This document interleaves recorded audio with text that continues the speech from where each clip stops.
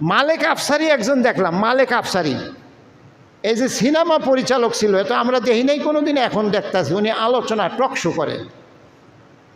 মালেক আফসারির বক্তব্য হলো, আমি সিনেমাতে অনেক এরকম বিয়ের অনুষ্ঠানের গানের আয়োজন করছি, অনুষ্ঠান দেখছি, নিজে করছি, আমি পরিচালক ছিলাম, কিন্তু এমন ব্যতিক্রম ধর্মী একটা বিয়ের অনুষ্ঠানে আমি জিন্দিগিতেও, ঢাকা বিশ্ববিদ্যালয়ের মসজিদে হয়েছে আগদোখানি হয়েছে ঢাকা বিশ্ববিদ্যালয়ের মসজিদে। সেখানে স্পিকার হইতে নিয়ে বিরোধী দলের বড় বড় নেতা, তারপর বিশ্ববিদ্যালয়ের শিক্ষকরা, জুলাই বিপ্লবের তার সঙ্গী সাথীরা, আলেম ওলামা সবাই এই জায়গায় হাজির হয়ে গেছে। বলেন আলহামদুলিল্লাহ। পাড়াগাঁয়ের একটা ছেলে, তার এই পজিশন কেমনে হইল? কারণ আসমানে আল্লাহ তাকে ভালোবাসে।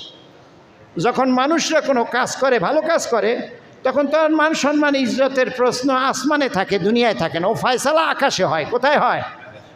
আকাশে হয়। আমি এই কথাটা এই জন্য বললাম, এই মসজিদে আজকে জুমার দিন অনেক যুবক ছেলেরা আসবে। আপনারা যারা বিয়ে করেন